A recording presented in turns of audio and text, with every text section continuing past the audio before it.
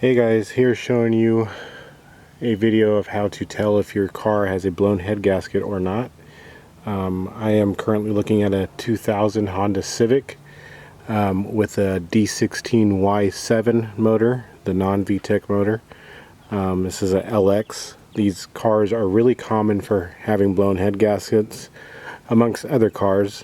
The cooling system on these really needs to be paid attention to. Water pump timing belts need to be changed as per the manufacturer's recommendation, or else blown head gaskets might happen in the case of this car.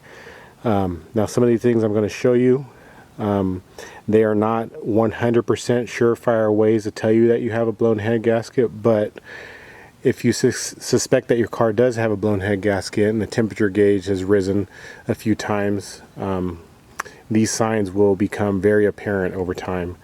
The first common one that most people will want to check is the consistency of the oil when they pull a dipstick. Now, if your car has, new oil, or even if it has old oil, it will be black, brown color, really dark. If it's new oil, it'll be clear, brownish, if you were to put it on a napkin or so. But I'll show you what this one looks like. You have a blown head gasket. Let's see if I can zoom in on it here. Hold on a second. Let's see if it'll zoom. Yeah, if you have a blown head gasket, you'll tend to get this. See how it kind of looks like a caramel frappuccino, kind of milk chocolate looking. This is a sure sign that coolant has gotten into the oil and it is mixing with it. Again, if you have normal oil, it would be black if it was dirty, or if it was clean, it would actually be pretty clear to where you can see the dipstick. So this is one way you can test to see if a car has a blown head gasket or not. Another way that people like to look into as well is they'll go into the coolant overflow that we have here. You can see if I open this up, you can see in here that it's actually pretty dark. This doesn't mean that you have a blown head gasket. It could just mean that this is very dirty on the inside, hasn't been cleaned in a while, or maybe your coolant hasn't been flushed like it should be. However, if your car does overheat and you notice that every time it overheats, this overflow bottle is filled, that's a pretty surefire way to tell you that your head gasket might be blown in between one of the cylinders. Because if the coolant keeps pumping itself into this overflow, a water pump system only runs at about 14 pounds or something like that, 14 psi. Obviously cylinder pressures are a lot higher than that, so if coolant is getting into the cylinder, it's going to pump all that back out into this overflow, because over here you have anywhere from 150 to 200 psi on a healthy motor. That 14 psi is not going to compete with that. So you may find that in here there may be little specks of oil, black things floating around in there. Again, it's not a 100% chance that your head gasket is blown, but if your car overheats and this is full all the time, it's a pretty good sign. Same with the radiator. You can look in here to see if there's any oil or anything like that floating around. But the more common sign I would like to go with is checking the oil to see what it looks like. And then also the last one I'll show you is, I've already pulled off the valve cover in this, but you can see inside the valve cover that all of that white stuff, that's coolant. It's been evaporated and it's stuck to the top of the valve cover on the inside. So if you were to pull off an oil cap, you can see this one's still in there.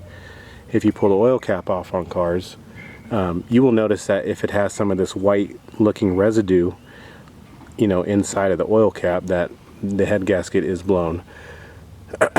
Again, this is coolant that has burned, evaporated, and just caked itself onto the underside of this valve cover. Now, if you're going to go look at a car you're going to go buy, hopefully people are honest and they tell you that it has a blown head gasket, but some people are not.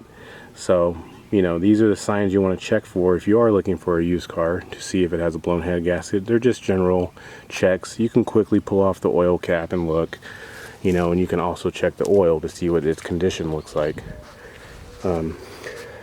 Like I said, these are some of the ways that people check for head gaskets. There are other methods to use, but they require tools. This way I'm showing you is pretty much a short and quick way to check to see if a vehicle you're looking at or your vehicle has a blown head gasket or potentially has a blown head gasket.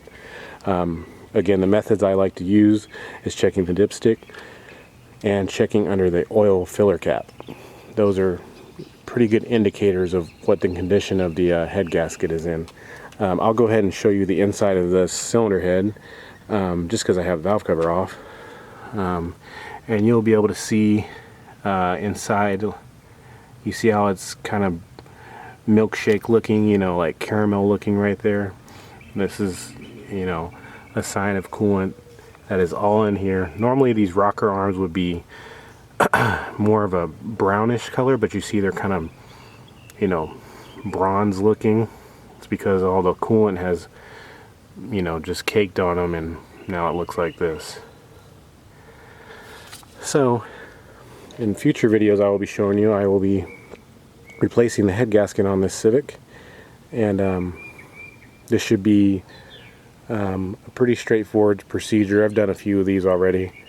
It's not too bad. This car only has 160,000 miles on it, so just goes to show you, it doesn't matter much the mileage. I wouldn't say that the mileage is low on this car, but it certainly isn't, you know, at the 200,000 plus range where most people's cars tend to fail more often.